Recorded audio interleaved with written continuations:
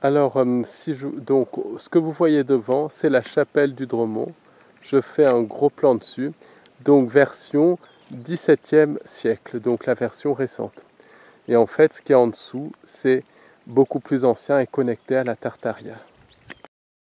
Bonjour à tous, ici Paul Ponceau pour un nouveau podcast YouTube consacré à Théopolis et au lien entre certains sites mystérieux et la Tartaria. Donc c'est un podcast, comme vous allez le voir, qui va être un petit peu différent des autres.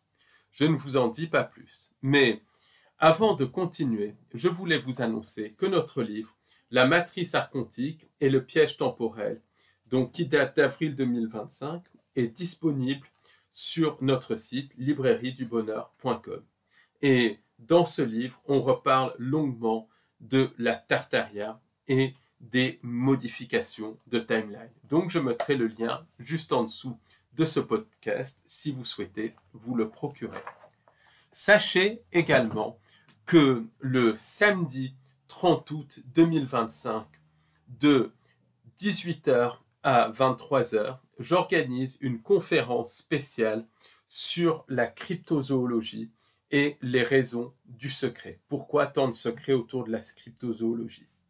Et vous verrez que la cryptozoologie, qui paraît être simplement l'étude d'animaux mystérieux, va bien au-delà de ça. Ça remet en question tout le darwinisme, ça remet en question la nature même de la réalité, ce qui fait que c'est interconnecté avec les manipulations de timeline. Ça remet en question les origines de l'humain. Ça, c'est un sujet aussi qui évoque la question des humanités parallèles, des mondes au-delà des pôles, et cette réalité est mise sous le boisseau, à tel point que c'est un sujet qui est aussi censuré que la recherche de vérité. C'est pour ça que je vais organiser cette conférence en ligne sur justement la censure derrière la cryptozoologie. Donc c'est une conférence de 5 heures. Donc pour vous y inscrire, qui aura lieu en direct le samedi 30 août 2025, pour vous y inscrire, il vous suffira de cliquer sur le lien en dessous de ce podcast et de suivre la procédure. L'autre grand événement que l'on organise à la rentrée, c'est nos 3 cours sur la Tartaria. Et ces cours en ligne seront en direct dès le vendredi 5 septembre 2025, de 18h de 19h à 23h. Et le premier cours sur la Tartaria sera consacré aux origines de la Tartaria. Et c'est un cours où je vais vraiment aller dans le détail, analyser des choses, et notamment du symbolisme, mais aussi analyser des découvertes qui ont été faites, analyser des monuments. Et ça va aller très très loin, avec des informations qui n'ont jamais encore été données. Donc, le but de ces cours, c'est qu'il y ait un maximum d'interaction, puisque c'est en ligne, mais c'est vraiment aussi pour poser vos questions à propos de la Tartaria. Donc, vraiment, allez-y, inscrivez-vous. Il reste encore des places. Donc, pour vous inscrire à ce premier cours, je mettrai le lien juste en dessous de ce podcast. Le second cours sur la Tartaria aura lieu le vendredi 19 septembre 2025 de 19h à 23h. Et là, je parlerai de la fin de la Tartaria, comment la Tartaria a terminé. Donc, on verra que c'est connecté à des manipulations de la réalité, que c'est connecté à une modification de la timeline, et on rentrera vraiment dans le détail à propos de tout ça. Donc, pour vous y inscrire, je mettrai aussi le lien. Et sachez que les différents cours de la Tartaria, bien évidemment, c'est mieux de les prendre tous, mais si vous souhaitez par exemple prendre le cours numéro 2 sans prendre le cours numéro 1, vous pouvez totalement le faire. C'est aussi le but, que ça soit un maximum, que ça soit vraiment quelque chose qui est à la carte. Et le vendredi 26 septembre 2025, de 19h à 23h, je ferai le 3e cours sur la Tartaria, et ce 3e cours sera connecté au peuple de la Tartaria. Parce que beaucoup de gens parlent de la Tartaria, mais personne parle des habitants de la Tartaria. Or, il y avait des Homo sapiens sapiens, mais aussi des géants et ce qu'on peut appeler le petit peuple qui interagissait avec l'Homo sapiens sapiens à l'époque de la Tartaria. Et on parlera de tout ça dans ce troisième podcast et surtout des interactions actuelles entre géants et humains et entre humanité et petit peuple, puisque ces interactions se poursuivent, ces interactions continuent. Et on expliquera comment certains géants et certaines humanités parallèles connectées à la Tartaria ont survécu à cette modification de la réalité qui a accompagné la fin de la Tartaria. Donc, ça va vraiment être 3 cours hyper intéressants. Donc, ne tardez pas trop à vous y inscrire. Il reste encore des places, mais au bout d'un moment, je vais arrêter les inscriptions pour qu'il y ait quand même, pour qu'on puisse vraiment poser les questions, pour qu'il puisse y avoir un maximum d'interaction. Donc, j'aurai la chance aussi d'avoir des intervenants. Par exemple, pour le premier cours, il y aura l'intervention, très certainement, d'Alexis Lambin, qui connaît énormément sur justement le lien entre Tartaria et certains mystères. Donc ça va être hyper intéressant. Sachez également que le 20 septembre 2025, de 18h à 22h, j'organise un webinaire en direct sur justement la fausse lumière et sa manipulation dans l'au-delà, donc comment les entités de la fausse lumière manipulent les cycles d'incarnation, réincarnation. Donc là aussi, si vous souhaitez vous y inscrire, je mettrai le lien juste en dessous de ce podcast. Donc voilà un petit peu pour les événements en ligne. Maintenant, pour les événements présentiels de la rentrée, sachez que l'on organise avec l'ENA une visite guidée conférence le dimanche 31 août 2025 à Paris de 13h à 18h sur le thème de la singularité, du lien entre singularité, transhumanisme, société secrète, et on fera le lien avec les humites. Donc, si vous souhaitez participer à cette visite guidée conférence, le lieu de rendez-vous, c'est devant le métro Abbesse, Paris 18e, donc en plein cœur de Montmartre, le dimanche 31 août 2025 à 13h. Donc pour le métro Abbesse qui est situé sur la ligne 12, il n'y a qu'une seule sortie qui est Place des Abbesses. Donc vous ne pouvez pas nous rater. On sera là le dimanche 31 août 2025 à 13h. Sachez aussi qu'on organise une conférence en présentiel au Café d'Orléans, au 43 avenue du Général Leclerc, Paris 14e, métro Mouton du Vernet, le samedi 6 septembre 2025 de 12h à 18h. Et le thème de cette conférence en présentiel sera le projet Bluebeam et son lien avec la mise en scène de l'Apocalypse. Donc là aussi, c'est une conférence inédite avec des éléments nouveaux. Donc vraiment, venez nombreux parce que c'est en vous inscrivant à nos webinaires, à nos conférences, que l'on peut justement continuer cette recherche, tout en bien évidemment vous donnant des informations exclusives.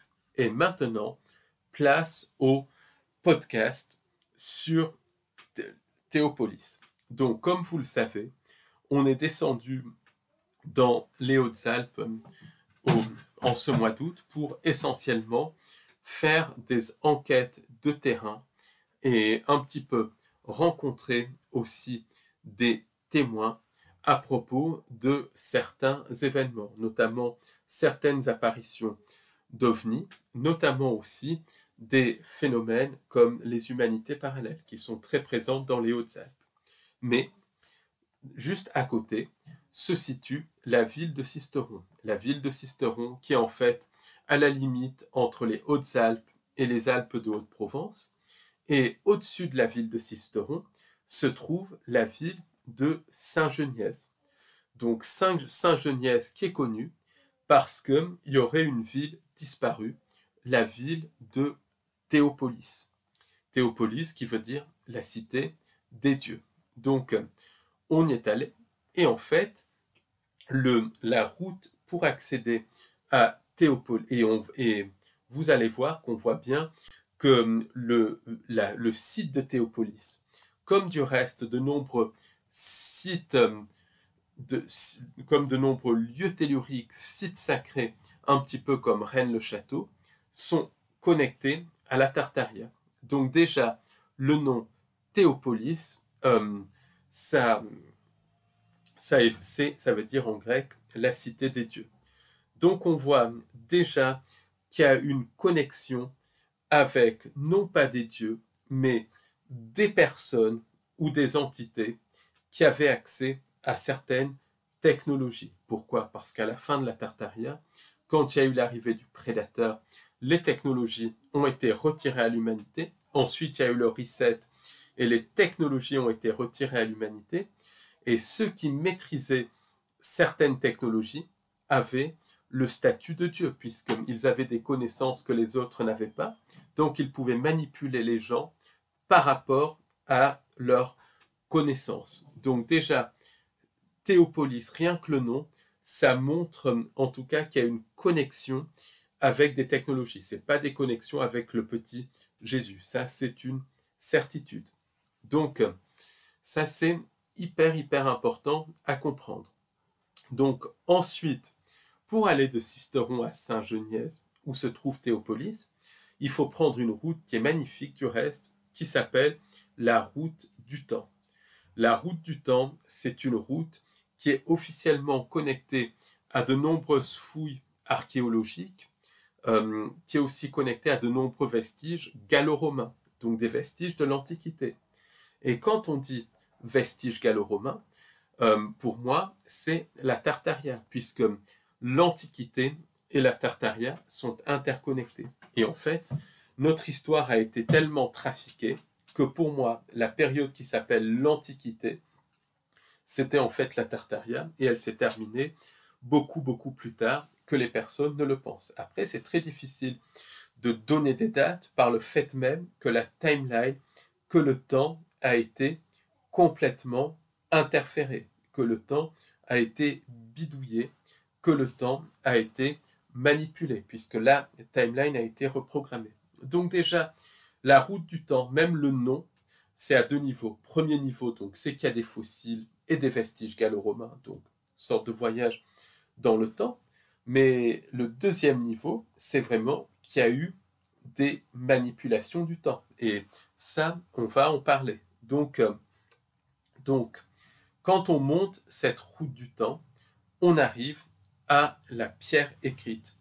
Et la pierre écrite, donc, c'est quelque chose qui rend hommage à Dardanus, selon cette pierre, qui est un espèce de gouverneur, on va dire, qui en 413 aurait ouvert la route, en tout cas, vers la cité de Théopolis, la cité des dieux. Donc cette pierre écrite, elle est authentique. Plusieurs personnes l'ont malheureusement dégradée, donc ça a été dégradé, mais comme avec beaucoup de choses la Tartaria, connectée à la Tartaria, on ne peut pas toujours donner la date exacte, puisque ça a été complètement reprogrammé. Donc ça, on en parlera un petit peu plus loin, des origines possibles de la pierre écrite. Et vous allez voir que ça va très loin, et on va de toute façon vraiment sortir de la boîte pour analyser Théopolis et analyser d'autres lieux mystérieux. Donc maintenant, je vais vous mettre un petit clip à propos de la pierre écrite. Pierre écrite connectée à la cité mystérieuse de Théopolis.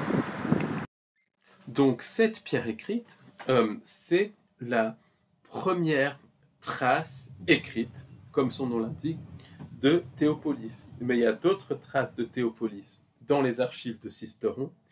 Donc ça, il y a eu un travail qui avait été fait dans les années 90 par Jimmy Gueux et Roger Corrière, donc j'y reviens pas dessus. Et dans une église au Poète, donc qui est de l'autre côté de la montagne, côté Hautes-Alpes, il y a un tableau qui représente très clairement la ville de Théopolis, donc qui ressemble donc à une ville médiévale. C'est assez intéressant. Mais le seul vestige officiel de Théopolis, c'est justement une petite chapelle qui est située à Saint-Genièse, qui est la chapelle du Dromon. Donc, c'est vraiment le seul vestige officiel. Donc, selon certaines personnes, Théopolis aurait été engloutie. Selon d'autres personnes, Théopolis aurait été détruite. Selon d'autres, Théopolis n'aurait tout simplement jamais existé. Mais voilà, il y a des preuves de l'existence dans les archives, même la pierre écrite, même ces peintures dans l'église du Poète. Donc on voit bien que déjà, on voit qu'il y a des manipulations de la réalité. À la fois une réalité qui est effacée par des moyens bien humains, par la censure et tout, mais à la fois une réalité qui est effacée par d'autres moyens. Et ça, c'est vraiment fondamental à comprendre. Donc, quand on est sur cette route du temps, qui est une route du reste très difficile à emprunter en voiture, qui donne vraiment le mal des transports, après tout, arriver à des lieux ésotériques, ça se mérite, on oublie rapidement le mal des transports parce que c'est vraiment comme voyager dans un lieu magique. Il y a toute cette espèce de forêt de chênes, qui est d'ailleurs interdite en cette période de l'année au public. Il y a cette forêt de chênes, les odeurs de pin et tout ça. On est vraiment transporté dans un autre monde, rien que la route.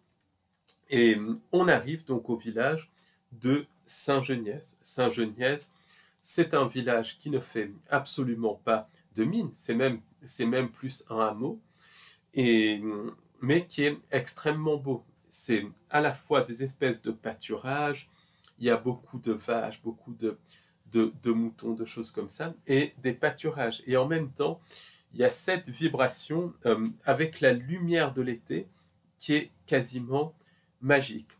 Donc on se déplace à Saint-Genièse, puis on arrive à la chapelle du Dromon. Et la chapelle du Dromon, donc ce qu'il faut savoir, c'est que c'est le seul vestige de Théopolis. Donc il y a deux parties dans cette chapelle du Dromon. Il y a la première partie de la chapelle, la partie qui est visible en fait, qui a été créée, qui a été construite au XVIIe siècle. Donc cette partie a été construite au XVIIe siècle. Pourquoi? Parce que un berger avait retrouvé la crypte donc de la chapelle du Dromon qui avait disparu.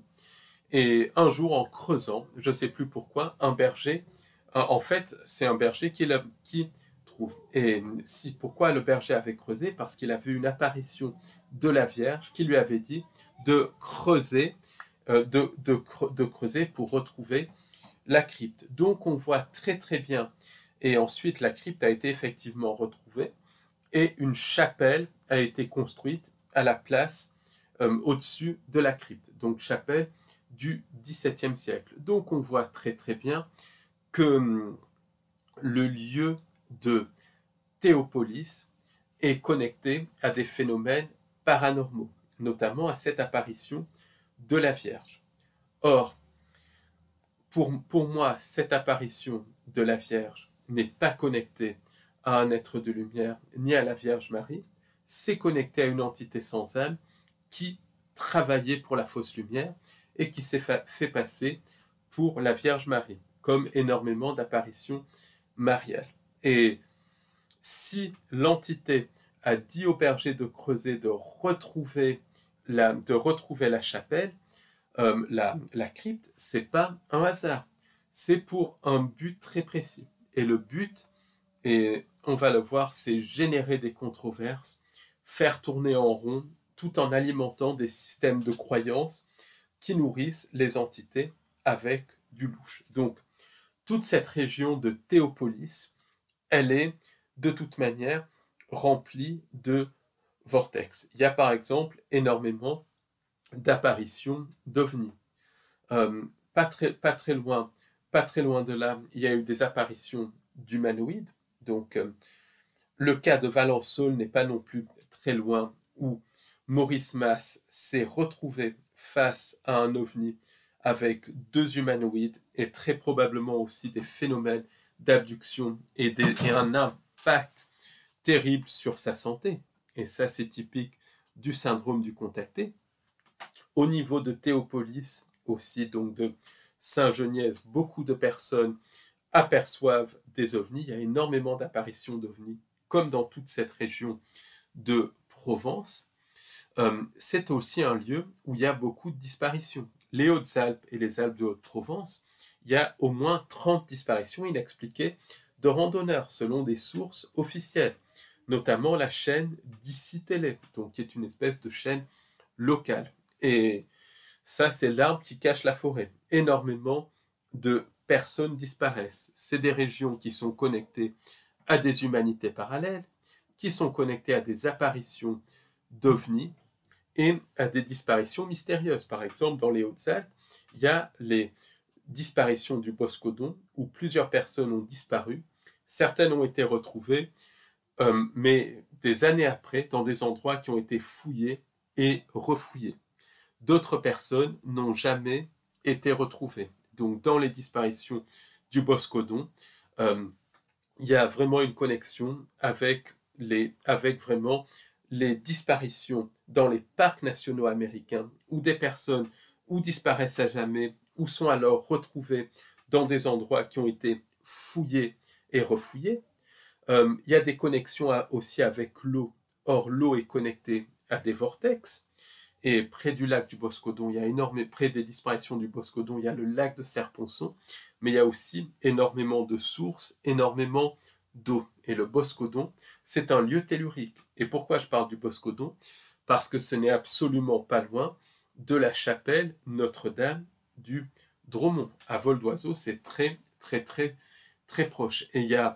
Et dans ces lieux et ces disparitions mystérieuses sont très souvent connectées à des phénomènes d'abduction, puisque beaucoup d'abductés ne reviennent pas. Dans la région aussi de Théopolis, on n'est pas loin du plateau de l'Albion. Et le plateau de l'Albion, c'est une base militaire où il y a tout un niveau souterrain qui est connecté, comme l'avait dit Jimmy Q, à une collaboration entre entités sans âme et complexes militaro-industriels. Et selon une enquête que j'avais faite avec Nagiste en état de conscience modifié, c'est connecté à des expérimentations sur le Black Goo, ce qui explique qu'il y a autour du plateau de l'Albion beaucoup d'apparitions de cryptides, beaucoup d'apparitions de dogmèdes. Donc on voit très très bien que c'est un lieu énergétique, un lieu tellurique, un lieu qui est chargé d'histoire. Donc ça, c'est la première chose. Donc, Théopolis, c'est pas un hasard que ça soit situé là. Voilà, ce n'est absolument pas un hasard. C'est un lieu, c'est un vortex. Du reste, il y a deux gros rochers quand on arrive à la chapelle qui ont symboliquement la forme de vortex. Donc ça, c'est vraiment important à comprendre. C'est vraiment important à comprendre ça pour comprendre le lieu de Théopolis. Donc maintenant, je vais mettre un petit clip pour vous montrer un petit peu la chapelle du Dromont et ça vous donnera un peu une idée de la beauté de cette région. Alors, donc, ce que vous voyez devant, c'est la chapelle du Dromont. Je fais un gros plan dessus. Donc, version 17e siècle, donc la version récente. Et en fait, ce qui est en dessous, c'est beaucoup plus ancien et connecté à la Tartaria.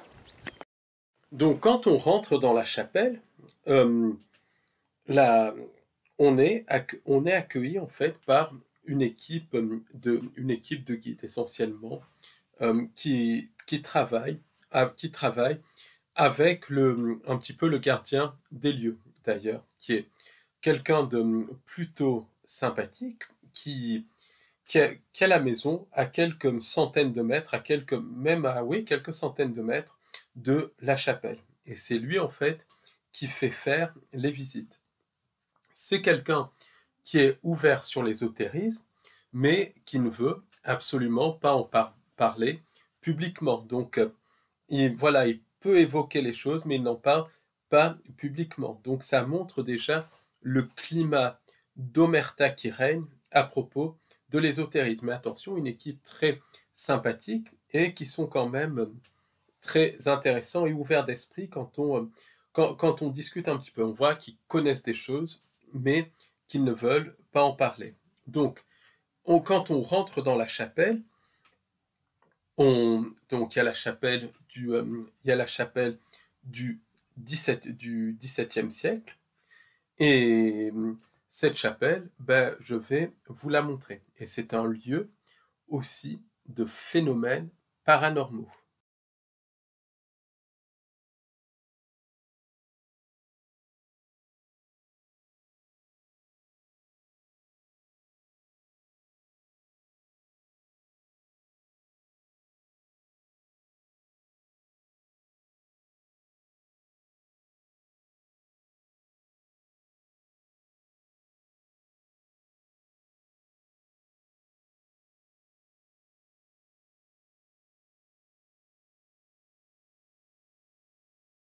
Donc dans cette chapelle moderne, il y a des phénomènes littéralement de glissement de dimension, de glissement de temps, de glissement de timeline. Oh, c'est pas des choses spectaculaires, mais ils sont là. Par exemple, Roger Correa photographiait la chapelle moderne et à un moment donné, il a vu la pierre de fécondité. La pierre de fécondité, c'est une pierre qui est située dans la crypte de la chapelle.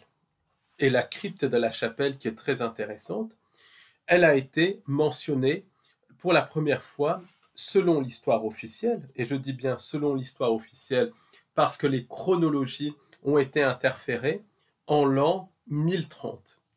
Mais en fait, selon la personne qui nous a fait cette visite guidée, elle était là depuis très longtemps, sans doute depuis l'Antiquité. D'ailleurs, c'est ce qu'elle explique bien, c'est ce qu'elle expliquait bien, le style, c'est vraiment un style de l'Antiquité. Qui dit Antiquité, c'est la Tartaria. Et dans cette chapelle, il y a une pierre qui s'appelle la pierre de fécondité, qui est connectée au culte païen, et soi-disant, les personnes touchaient cette pierre pour être fertiles, pour fonder une famille et tout. Et c'est une tradition qui s'est perpétuée. Donc cette pierre de la fécondité, c'est un petit peu la pièce maîtresse de la crypte, et elle est connectée au culte païen. Donc je vais vous montrer en gros plan de la pierre de la fécondité.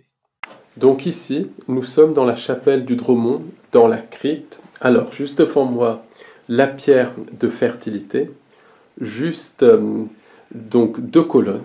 Et ce qu'il y a d'étrange, c'est que la colonne qui est sur la droite, donc on ne le voit pas très très bien, voilà on le voit, elle est enterrée sous terre. Donc on voit bien qu'il y a plusieurs niveaux à tout ça. On voit que le bâtiment donc est mentionné en l'an 1030, mais que en fait c'est très probablement beaucoup plus ancien. Et cette chapelle, cette crypte en tout cas de la chapelle, a été découverte au XVIIe siècle par un jeune berger qui aurait vu l'apparition de la Vierge, qui lui aurait dit de creuser pour redécouvrir ça. Et ensuite, une église a été creusée au-dessus. Donc on voit très très clairement que ce lieu est chargé de connexion avec des entités paranormales, avec des phénomènes paranormaux. Donc à côté de cette pierre de fertilité, il y a une colonne. Et cette colonne, elle est très très clairement, comme vous avez pu le voir sur la photo, très clairement engloutie. Donc on voit bien qu'il y a eu ce phénomène d'ensevelissement, ce phénomène de coulée de boue qui est connecté à la Tartaria. Alors maintenant, la question qu'on peut se poser, c'est est-ce que les coulées de boue correspondent à un cataclysme réel, ou est-ce que des vestiges de coulées de boue ont été programmés dans la réalité après la mise en place de la timeline synthétique pour faire tourner les gens autour du pot, pour eux, comme une sorte de forme d'os à ronger. C'est vraiment, vraiment la question c'est vraiment la question que je me pose, parce que certes, un reset peut se faire avec un cataclysme programmé, mais la timeline peut être modifiée instantanément et le reset a lieu. C'est comme dans un jeu vidéo, quelqu'un qui a les codes d'un jeu vidéo en ligne, s'il veut le reprogrammer, il le reprogramme. Donc ça, c'est extrêmement intéressant. Et cette chapelle date de l'époque de l'Antiquité, de l'époque de la Tartaria, la crypte en tout cas. Ce qu'il y a de très, très, très intéressant aussi, c'est qu'il y a des symboles qui sont connectés au culte littéralement du bélier et au culte du Dagon, puisqu'il y a des apparitions de blé. Le culte du bélier, c'est un culte qui est connecté au culte de Saturne. Ça, c'est très important à comprendre. Le culte du bélier, c'est aussi connecté avec la forme des cornes qui ressemblent à des espèces de 8. C'est connecté au culte de l'électromagnétisme et du plasma, donc qui était très présent déjà à l'époque de la Tartaria. Et il y a des représentations de blé. Et le blé, c'est quelque chose qui est connecté au culte de Dagon. L'ordre du Dagon, c'est un des ordres, une société secrète qui s'est mise en place à la fin de la Tartaria pour cacher les connaissances aux masses et pour manipuler les masses. Donc cette chapelle, c'est un petit peu le condensé de la chute de la Tartaria. Elle date de l'époque de la Tartaria, mais elle date de l'époque d'après la chute de la Tartaria. Et on voit du reste qu'il y a tout un culte solaire connecté à cette chapelle. Et c'est très typique de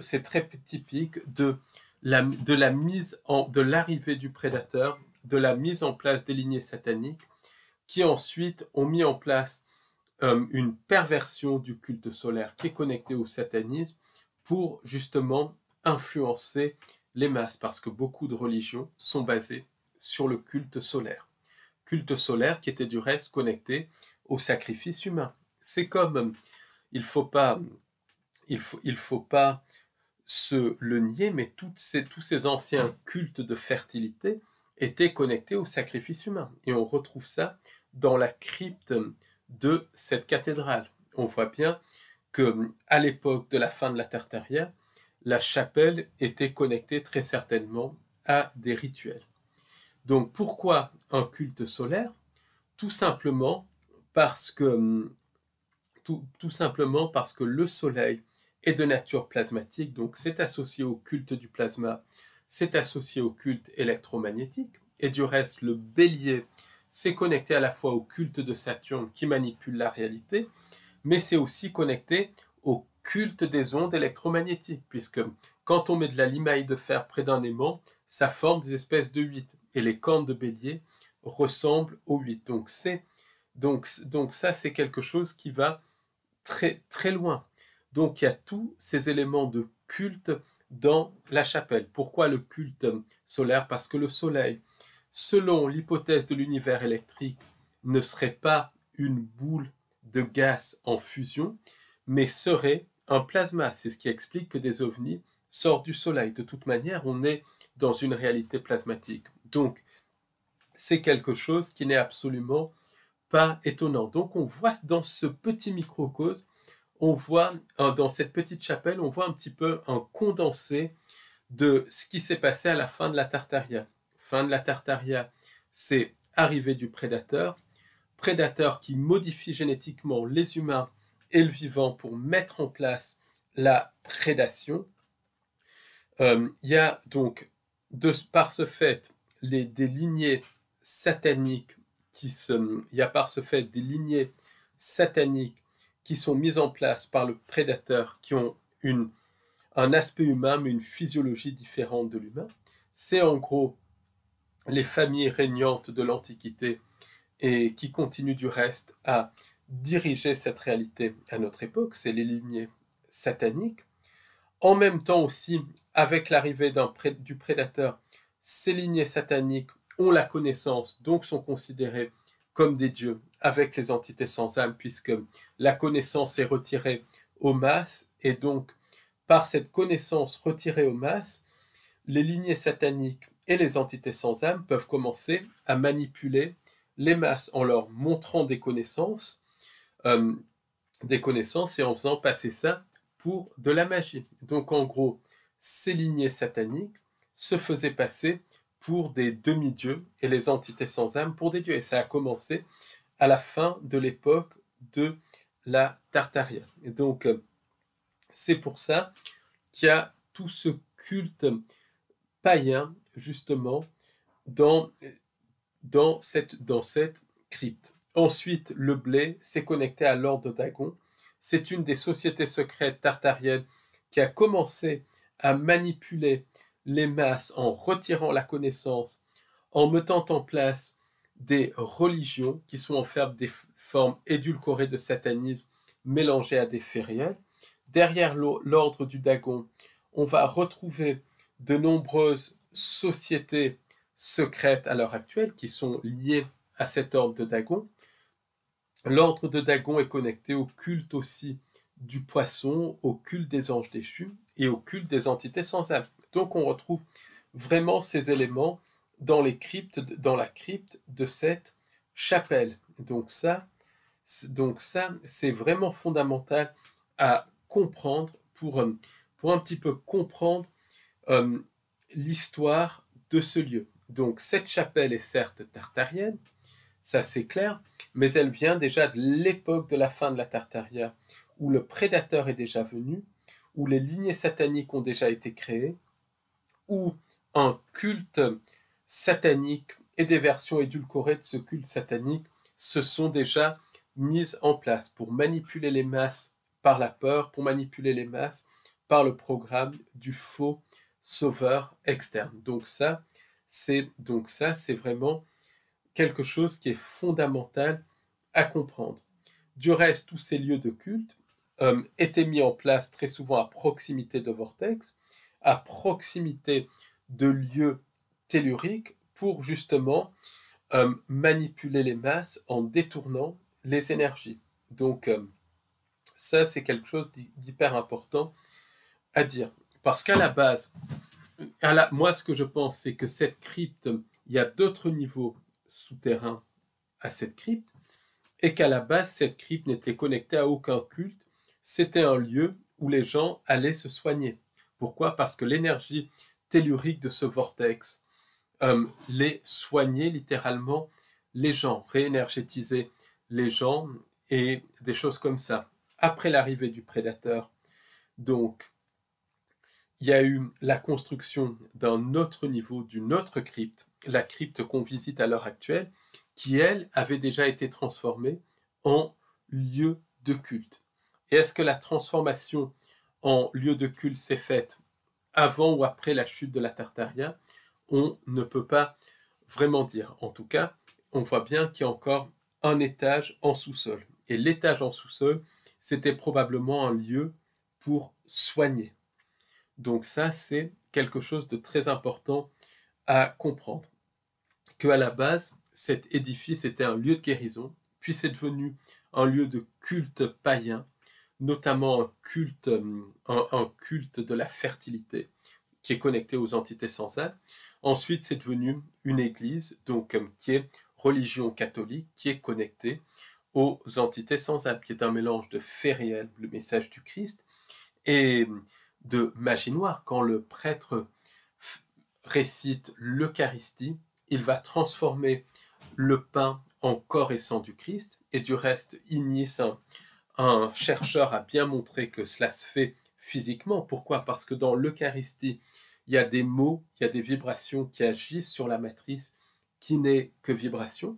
Donc, c'est un acte de magie noire, et les gens donc participent à un rituel édulcoré de cannibalisme et un rituel de magie noire sans même le savoir. Et des hosties ont été analysées ainsi que du vin après l'Eucharistie. Et il y a eu des traces d'ADN humain qui ont été retrouvés dans l'hostie et aussi dans le vin des traces de sang humain. Donc on voit bien qu'il y a une action sur la matière et le prêtre n'est pas forcément au courant. Mais en fait, pour toutes les religions, il y a des éléments réels, le message du Christ, mais il y a des éléments aussi de satanisme, de culte des entités sans âme qui sont ajoutés. Et cette chapelle de Théopolis, c'est un petit peu un condensé de tout ça. Donc il y a en sous-sol, et ça bien évidemment, ça a été caché pour moi dès la fin de la Tartaria ou lors de la chute de la Tartaria ou juste avant la chute de la Tartaria, ça a été caché et ensuite il y a eu un autre lieu qui s'est créé, qui est devenu un lieu du culte de la fertilité. Et ensuite, tout ça, ça a été enterré lors de la manipulation de la timeline. Et voilà, quelque chose s'est passé, en tout cas où ça était enterré, ou bien des coulées de boue ont eu lieu, peu importe, quelque chose, lors de la reprogrammation de la timeline.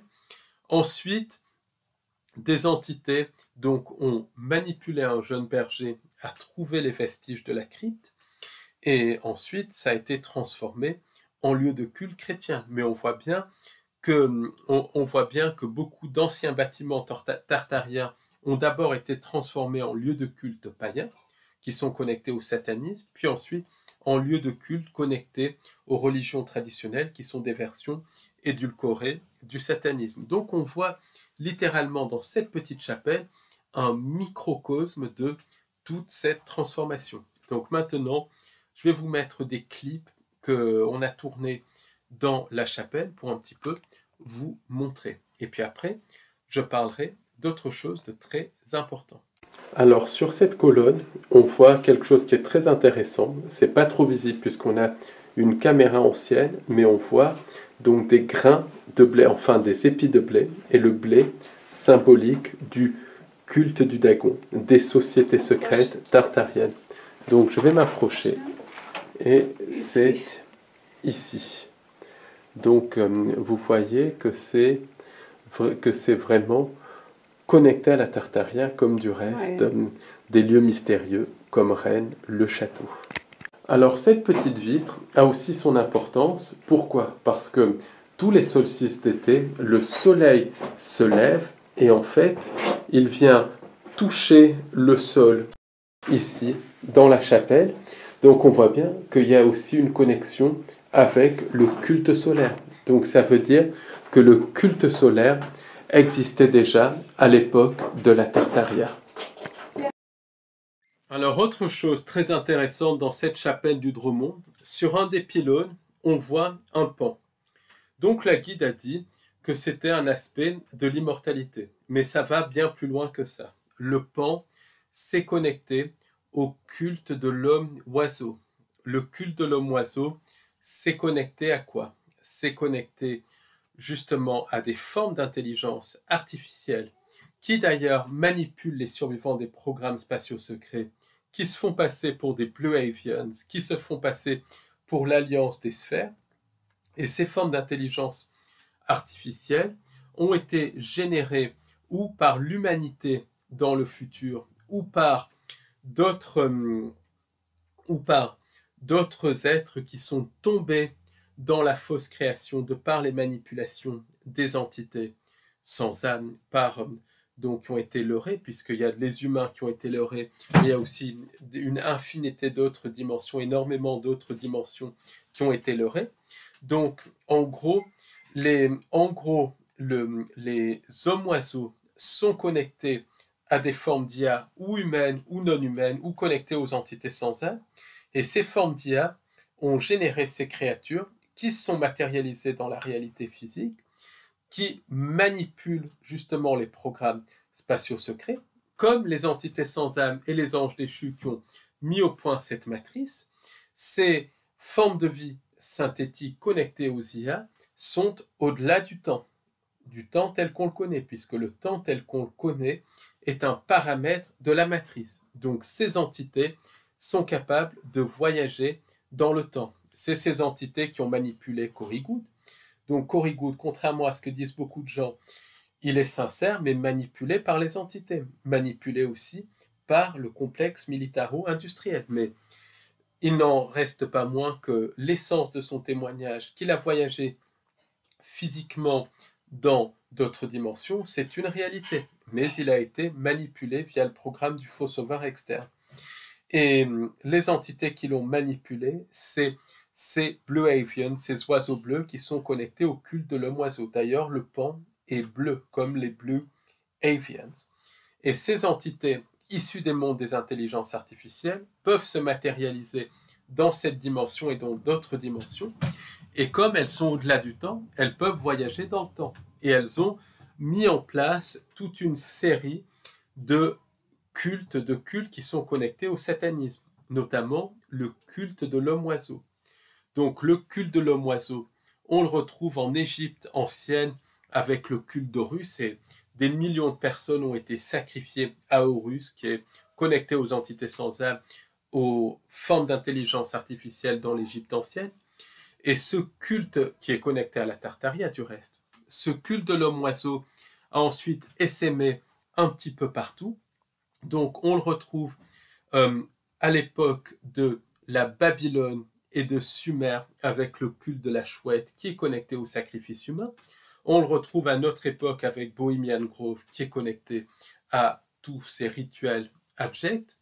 On retrouve aussi le culte de l'homme-oiseau dans des lieux éloignés comme l'île de Pâques. On le retrouve aussi, on en retrouve des éléments dans le catholicisme, puisque dans l'église Saint-Sulpice, par exemple, le Christ est représenté par un pélican qui se coupe, qui donne son sang à ses enfants, littéralement. Il y a une représentation de ça dans l'église Saint-Sulpice. Donc on voit bien que tout cela, toutes ces religions de l'Antiquité sont connectées au satanisme et au sacrifice humain, et ont ensuite donné les religions monothéistes, qui sont des versions, et les autres religions, du reste, qui sont des versions édulcorées de ces religions anciennes.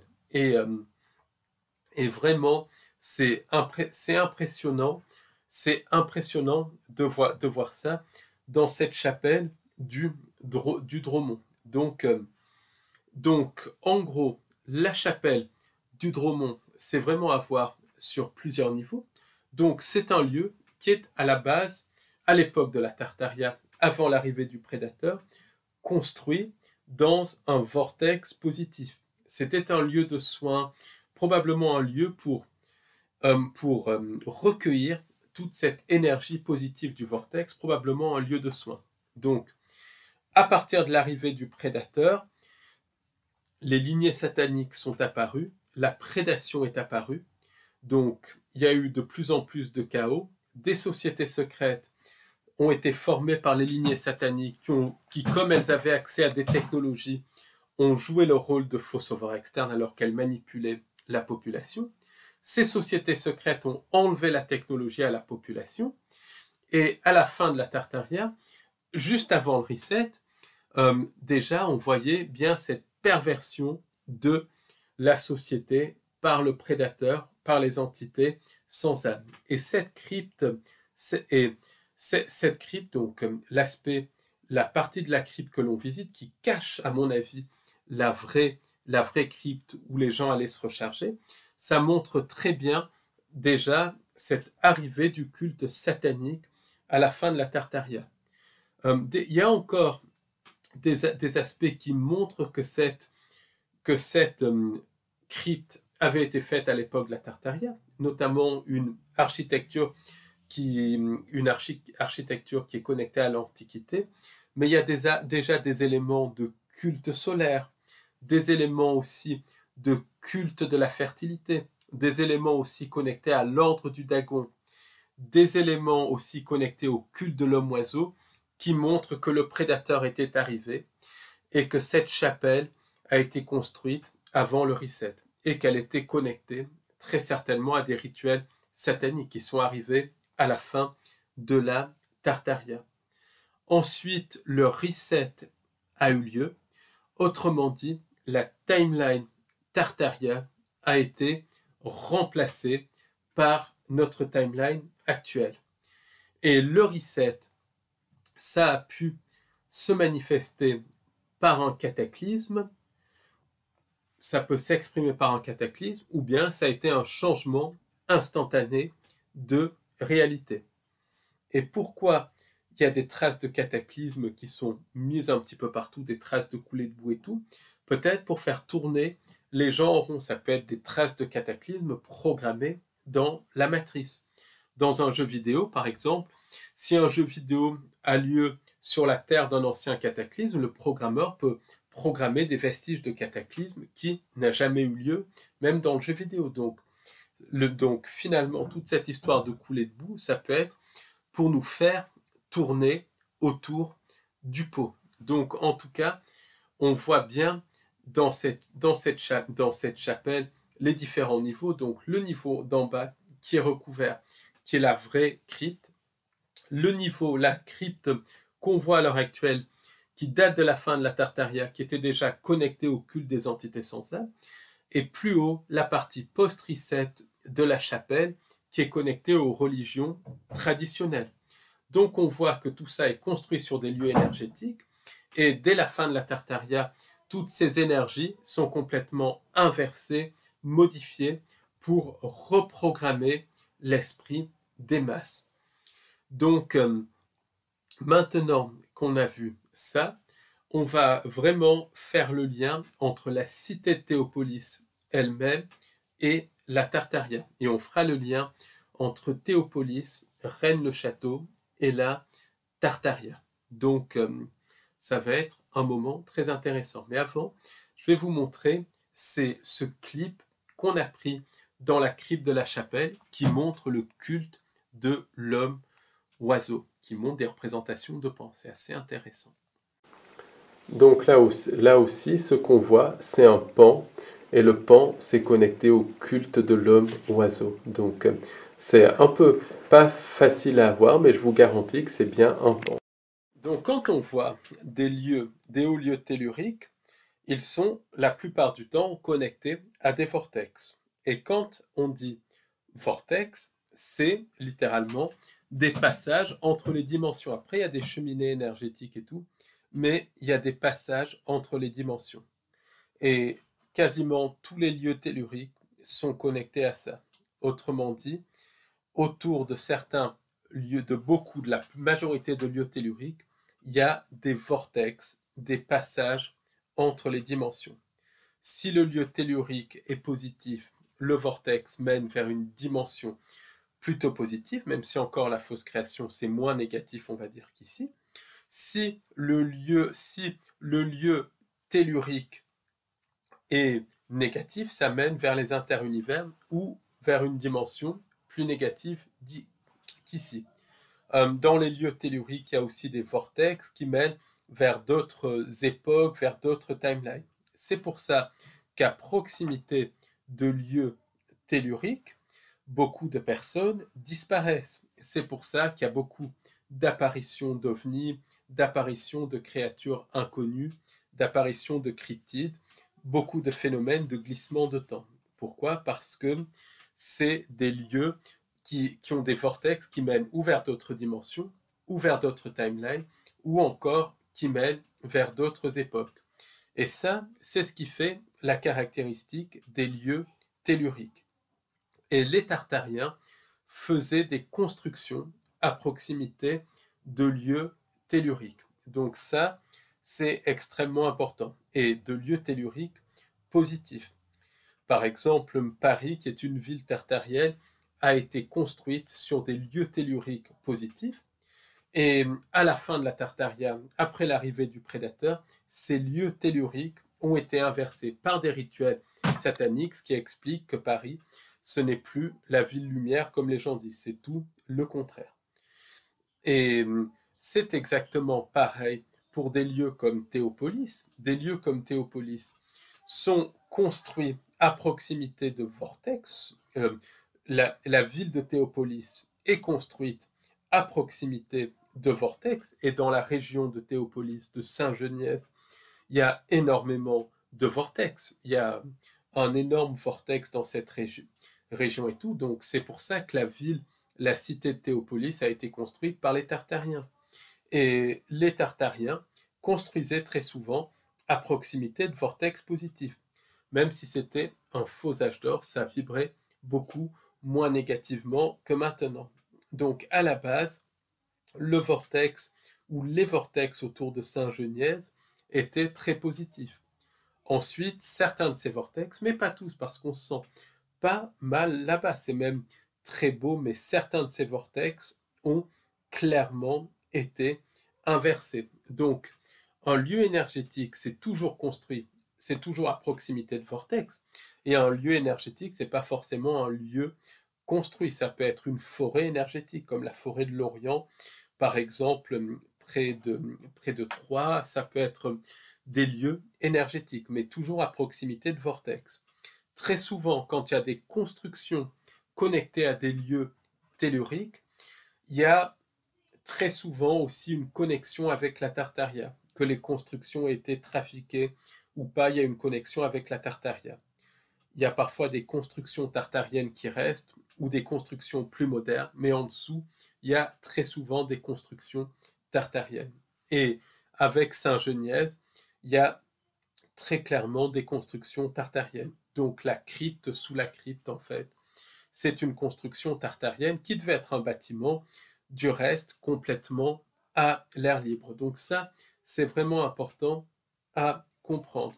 Donc s'il y a s'il y a des chapelles, des tours, des châteaux qui sont construits sur des lieux énergétiques, très souvent, il y a des connexions avec la Tartaria. Par exemple, et on va le voir un petit peu plus loin dans ce podcast, Rennes-le-Château, il y a des connexions avec la Tartaria. Et c'est très clairement le cas de Théopolis. Donc maintenant, la question qu'on peut se poser, c'est où est la ville de Théopolis? Alors, la ville de Théopolis, il y a eu des fouilles qui ont été menées qui n'ont rien donné, à tel point que beaucoup de personnes pensent que la cité ou a été engloutie ou que la cité a été démolie avec le temps. Effectivement, si la cité est engloutie, on peut penser à des coulées de boue, on peut penser au cataclysme qui a mis fin à la Tartaria. Ça, c'est une hypothèse. D'autres disent que la ville n'a jamais existé. Alors ça, c'est complètement faux, puisque c'est marqué sur la pierre écrite. Du reste, dans la ville de Sisteron, il y a des archives aussi qui prouvent l'existence de Théopolis. Donc, c'est une ville qui est absolument... Donc, Théopolis, c'est une ville qui est absolument réelle. C'est une certitude. Mais simplement, où est-elle passée? Et ça, c'est vraiment important. Théopolis, il semble très clairement qu'elle soit connectée à cette dimension. Pourquoi je dis ça? Parce qu'il y a des endroits qui sont dans des lieux telluriques qui sont connectés à d'autres dimensions et qui sont vus de temps en temps. Et parfois, des personnes y disparaissent. Il y a l'île de High Brasil, par exemple, qui est au large de l'Irlande. Il y a des navigateurs qui ont même exploré cette île, qui ont cartographié cette île. D'autres ensuite y sont revenus et n'ont absolument rien trouvé. Après, d'autres sont revenus et ont trouvé. Donc c'est une île qui apparaît et qui disparaît, comme si un vortex s'ouvrait. Et selon les Irlandais, cette île serait peuplée de créatures non humaines, qui peuvent être assimilées à des espèces de fées, de créatures de fées et de choses comme ça. Donc on voit bien qu'il y a une connexion entre certaines îles, certains lieux comme ça disparus et des ouvertures vers d'autres dimensions. Donc ça, c'est important, c'est vraiment quelque chose à garder en tête. Il y a aussi, par exemple, en Roumanie, des passages dimensionnels qui s'ouvrent dans une certaine forêt en Roumanie. Des personnes y rentrent et disparaissent. Après, il y a des choses qui viennent de ces autres dimensions, qui arrivent dans notre réalité. Donc, au niveau de certains lieux telluriques, il y a effectivement des vortex vers d'autres dimensions. Donc, Théopolis peut être une ville située dans une autre dimension. Pourquoi je ne pense pas ça? Parce qu'il y a quand même des traces,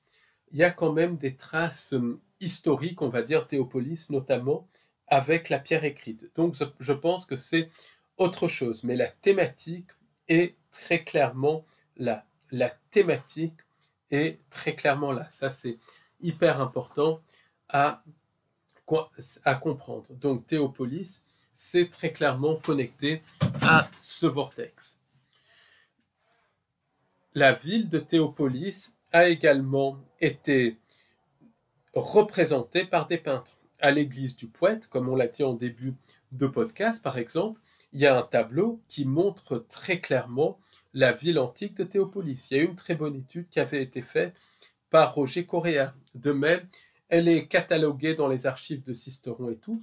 Donc c'est une ville qui existe. Et pourtant, quand on va au lieu où est censé être Théopolis, on ne voit absolument rien. Même des fouilles ont été faites, rien n'a été trouvé. Pourtant, il y a des traces de cette église. Donc, on est dans un lieu tellurique. Et je vais mettre une hypothèse sur Théopolis. On est dans un lieu tellurique. Un lieu tellurique, c'est connecté à des vortex. Les vortex ouvrent vers d'autres dimensions, vers d'autres réalités. Mais les vortex peuvent aussi ouvrir vers d'autres timelines ou d'autres époques. Avec les apparitions d'OVNI et les apparitions de la Vierge Marie qui sont connectées aux entités sans âme, on voit bien que le vortex de Théopolis ouvre vers d'autres dimensions. Ça, c'est clair. Mais la route s'appelle la route du temps. Donc le vortex de Théopolis ouvre très probablement vers le temps et vers d'autres timelines. Donc c'est déjà un premier indice. Quand il y a eu le reset de la Tartaria, pour moi, le reset s'est fait de manière instantanée. C'est-à-dire que la réalité Tartaria a été modifiée, remplacée par une timeline synthétique.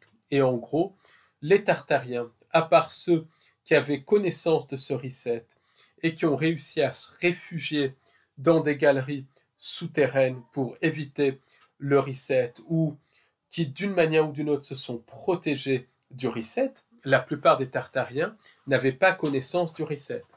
Et quand le reset est arrivé, la timeline Tartaria a été remplacée par une timeline synthétique qui est notre réalité.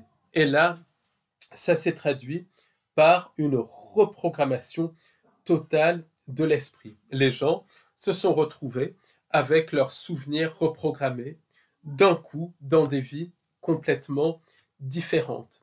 Les personnes, parce que ces reprogrammations ne se font jamais à 100%, les personnes qui ont gardé des souvenirs de l'ancienne timeline ont été reprogrammées dans des asiles de fous. C'est pour ça qu'entre le 18e et le 19e siècle, surtout au 19e siècle, il y avait énormément d'asiles de fous. Pour moi, ces asiles de fous qu'on voit beaucoup dans des livres comme ceux de Zola, de Dickens, ces asiles de fous avaient comme but de reprogrammer les personnes qui gardaient des souvenirs de la Tartaria. Et en fait, ces asiles de fous étaient très souvent mis dans des bâtiments tartariens. Certains bâtiments tartariens ont été effacés totalement de cette réalité. Des villes entières de Tartarie ont été effacées totalement de cette réalité et remplacées par d'autres villes avec la timeline synthétique. D'autres villes, il y a eu aussi des vestiges de la Tartarie qui ont été gardés, certaines cathédrales, certains bâtiments comme des bâtiments haussmanniens, mais qui ont ensuite, leur histoire a été modifiée en reprogrammant le subconscient des masses, par les sociétés secrètes et tout, l'histoire de ces bâtiments ont été modifiés. Pourquoi certains édifices de la Tartaria ont été gardés? Peut-être pour le consentement, ou ça peut faire partie du jeu des entités sans âme pour faire tourner les gens autour du pot. Par exemple, les immeubles haussmanniens à Paris, qui sont quasiment impossibles à construire, c'est très clairement à construire dans le sens où il aurait fallu détruire tout Paris, ça aurait mis des décennies pour tout déblayer et tout. Ça s'est construit hyper rapidement avec des technologies soi-disant rudimentaires. On voit bien que la version officielle ne tient pas debout. On voit bien que c'est des vestiges de la Tartaria. Cathédrale Notre-Dame de Paris, cathédrale de Chartres, cathédrale de Cologne, les terrasses de Balbec, beaucoup de monuments de l'Antiquité comme le Colisée sont très clairement des vestiges de la Tartaria qui ont été gardés dans la nouvelle timeline, un petit peu comme dans un jeu vidéo, quand il y a une mise à jour d'un jeu vidéo, certains éléments de l'ancienne version d'un jeu vidéo vont rester dedans. Donc, quand il y a eu quand la timeline a été modifiée, la réalité a été reprogrammée et toute l'histoire de l'humanité a été changée, comme le scénario d'un jeu vidéo est changé. Les personnes qui se rappelaient de l'ancienne histoire ont été mises dans des asiles de fous et reprogrammées. Donc ça, c'est extrêmement important. Ensuite, quand les vestiges ont été gardés un certain temps, certains d'entre eux ont été détruits pour que les gens ne se posent pas plus de questions. Et ça, c'était programmé aussi. Donc, d'où les incendies des villes, d'où l'utilisation qui était connectée à l'utilisation d'armes à énergie dirigée et tout. On peut penser à l'incendie de Londres, l'incendie de Chicago, le tremblement de terre à San Francisco aussi, qui était extrêmement suspect. Donc, il y a eu vraiment des bâtiments ensuite de la Tartaria qui ont été détruits.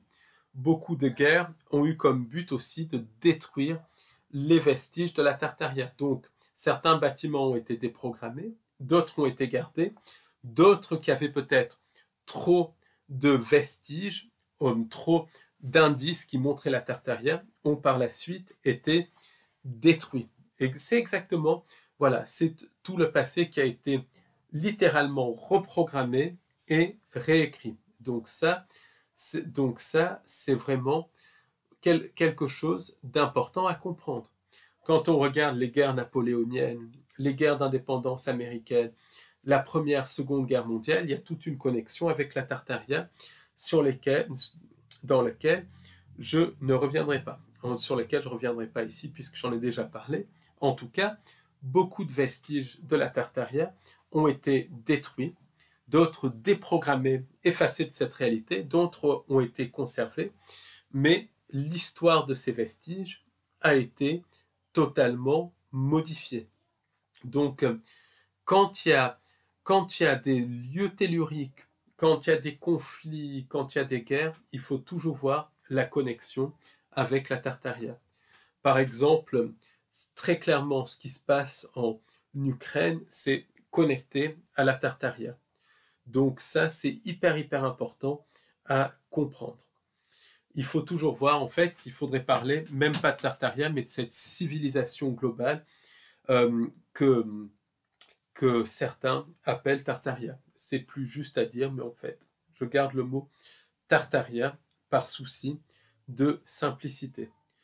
Donc, ce qu'il faut bien comprendre, c'est que la timeline a été effacée. Donc, la ville de Théopolis, pour moi, n'existe plus dans cette réalité. Je dis bien dans cette réalité. Mais l'information de la ville de la Tartaria, existe encore dans la structure même de la matrice. Si par exemple on a un ordinateur et on a un disque dur, si on a un film sur un disque dur et qu'après on l'efface et on le remplace par un autre film, l'ancien film est effacé du disque dur, mais l'information de cet ancien film reste là. Et quelqu'un qui a la technologie nécessaire pourra rejouer cet ancien film et le nouveau. Donc en fait, l'information de la Tartaria reste présente dans la structure même de la matrice. Et je vais même plus loin que ça. Dans une timeline parallèle, la Tartaria continue d'exister. Mais un voyageur du temps qui irait par exemple à Théopolis et qui voyagerait dans le passé, qui voyagerait 1000 ans dans le passé, se retrouverait dans le passé de cette timeline actuelle. Pour qu'il aille dans la Tartaria, il faudrait non seulement qu'il voyage dans le temps, mais qu'ensuite il voyage dans la timeline, qu'il qu'il passe dans le passé de notre époque, et ensuite qu'il saute vers une timeline parallèle. C'est ce que font le complexe militaro-industriel et le programme spatial secret. C'est un programme de voyage dans le temps et dans les timelines. Donc, pour faire simple, la Tartaria continue d'exister et elle existe dans une timeline parallèle. C'est pas un temps, c'est une timeline parallèle. C'est pas non plus une autre dimension, c'est une timeline. L'information de la Tartaria est aussi présente dans la matrice, dans la fausse création. Or, Théopolis, Saint-Geniès, c'est un énorme vortex qui mène vers d'autres dimensions, d'où les apparitions d'ovnis, qui mène vers le temps, d'où le terme route du temps, et qui mène peut-être vers d'autres timelines également.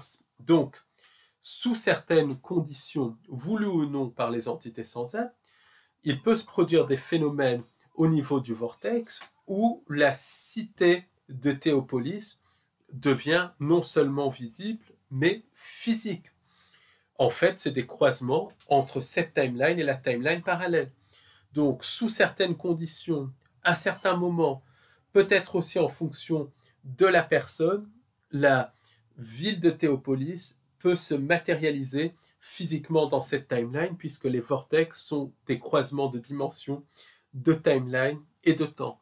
Donc, les archivistes qui ont décrit la Tartaria, les peintres qui ont peint la Tartaria, est-ce qu'ils ne se sont pas trouvés au bon endroit, au bon moment pour voir cette ville de Théopolis? C'est ce que je me pose comme question. Et si quelqu'un voit la ville de Théopolis, s'il s'y déplaçait, est-ce que le vortex ne se refermerait pas et la personne ne disparaîtrait pas?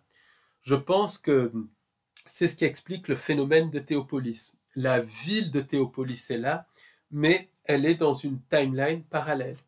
Et comme j'ai mis dans le short d'hier, moi je me pose la question, est-ce que certaines personnes qui par inadvertance marchent dans un vortex disparaissent vers d'autres timelines? Est-ce qu'il n'y a pas des personnes, des disparus, qui se retrouvent dans la timeline Tartaria?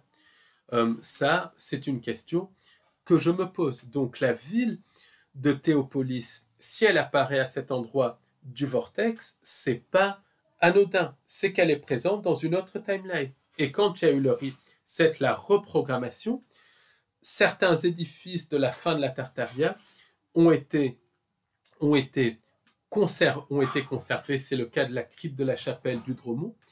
D'autres édifices de la vraie chapelle de la Tartaria qui était faite avant l'arrivée du prédateur ont très probablement été engloutis. Mais ces engloutissements, pour moi, sont programmés dans la matrice pour faire croire à des cataclysmes. Pourquoi? Parce que les resets, à mon sens, ça se fait de manière beaucoup plus simple qu'un cataclysme. Il suffit que les entités, les anges déchus, appuient sur un bouton et reprogramment la réalité. Après, elles peuvent programmer des cataclysmes pour mettre les gens sur des fausses pistes.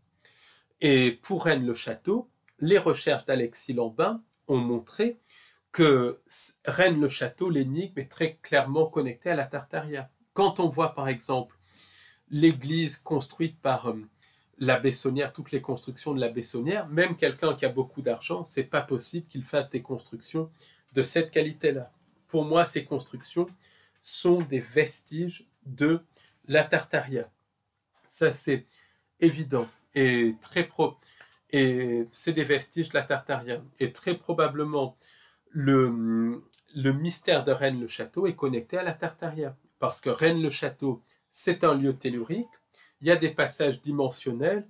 Il y a aussi des passages vers d'autres timelines, vers d'autres époques. Donc, très probablement, il